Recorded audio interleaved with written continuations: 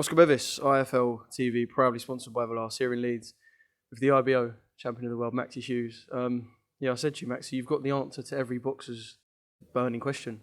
How do you make it so easy? I couldn't tell you, I suppose it's just me. As Mayweather says, he does this. By dedicating myself to my craft. The last reference I expected 20 seconds into your first title defence was Floyd. But you know what? You look like Floyd tonight, so I'll give you that. TMT, the Maxi team.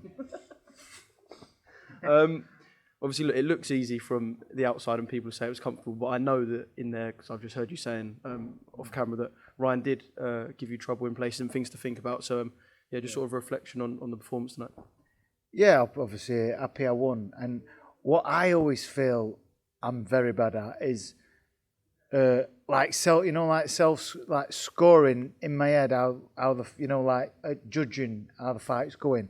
I felt I were winning, but there were some times when getting caught a couple of times and thinking, obviously you want to go, everybody wants to go through the fight and not get hit, but it's pretty hard to do when you got a bloke in there for 36 minutes swinging at you.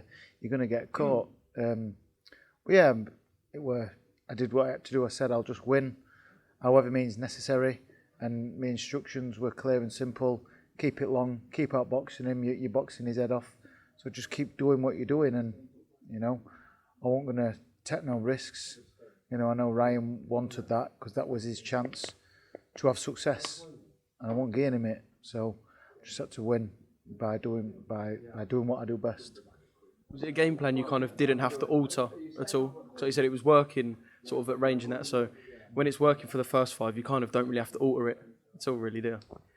Yeah, and like we always do with Sean, it's round by round instruction. So if something wasn't working and it wasn't going well, it'd say, I need you to try this, or I need you to tuck up now. And it was none of that. Yeah, it were pretty much same. Keep it long, keep your footwork going. Don't give him anything. He says, as soon as you go close, you're giving him a chance. So don't game it. I want to know what Ryan said. What was it, for about 10 seconds ago? I'm guessing he was inviting you on and going, come on. I think so, yeah. I couldn't quite hear him, but, the stud still, come on, goading me. I couldn't hear what he said. But I knew I'd won then, so I thought, I couldn't kill him what he wants. Obviously, let's say, even previous to this run of, 5 or 6 wins that you're on now, you were an experienced fighter and there weren't much that you hadn't seen in the ring. But add these 6 wins and the fact that they've come at such a high level, do you even feel like now you're still peaking, if that makes sense?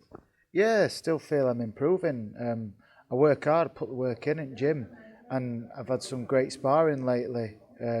Mark Leach, before he became British champion. You and Mark Leach, does anyone get hit in that spar? Surprisingly, Nigel Travis got some good pictures on his phone of us both landing on each other. But yeah, really good tricky spar. Mark's so tricky, but a great lad, and happy that he won that. And also we sparred Josh Taylor a couple of times. Went down there to help him. Who else we sparred? Corey O'Regan, who was on bill tonight, another tricky lad. But yeah, we just get as much, and just sparring lads in gym, Reese, Will, young Ernie, just a good mix of sparring. Like, we don't specifically look for a sparring, we don't travel around looking for someone just like replicas of Ryan Walsh. Good sparring is good sparring, and that in turn makes you a more rounded, experienced fighter. I find it mad that was your first ever title defence as well. I know. I only thought about that other day. I thought, actually, I've never defended a belt.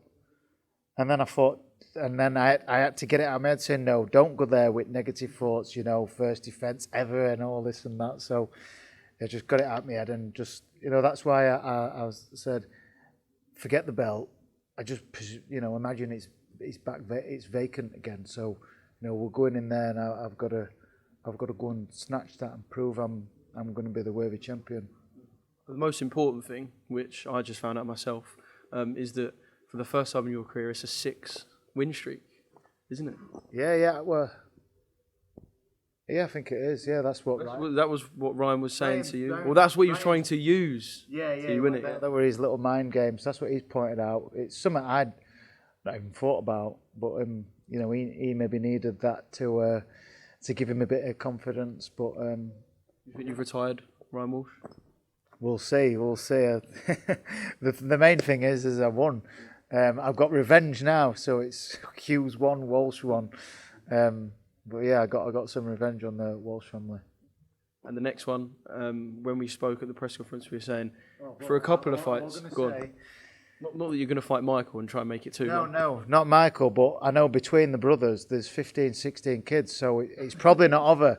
I'm probably going to be an old man in the street. I'm probably going to get jumped by a load of young Walshies, so it's probably not over with all the kids that they've got. They'll be saying, yeah, my dad beat you, but you beat my dad, so we're going to come and fill you in. So It's rushed by 15, 16 kids. Yeah, we were saying about wanting the next one to be the big one, and I think for a couple of fights, people have been saying the big one's on the horizon. With the first defence of that IBO belt now, is the next one the big one? As Sean said to me out there, the mortgage payer. Well, we'll have to see. You know, my manager, Steph, we've put some ideas and spoke to Doncaster Rovers, our local football ground, Doncaster Rovers Football Club. They're happy to host me and Terry Harper, Doncaster Outdoor Stadium. We'll see what they can do. But in terms of a big one next, you know, the big one is looking like for all the belts is with Kambosos Haney. Eddie will know how far close whatever that is to be made because he looks after Haney. But if that don't get made, I've checked my schedule. I don't think I've got it on June 5th, but you know, I can keep it clear if the money's right. Just one more thing for June 5th, have we? You haven't got your nails booked in, have you? Fucking got a bit of housework. amount of stuff I've missed for you getting your nails booked.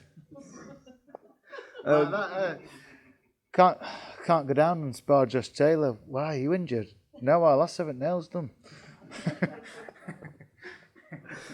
Just one more thing, Maxi, before we wrap this up.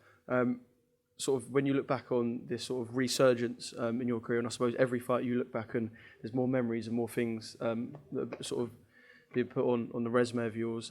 Just absolutely ridiculous, isn't it? Just mental.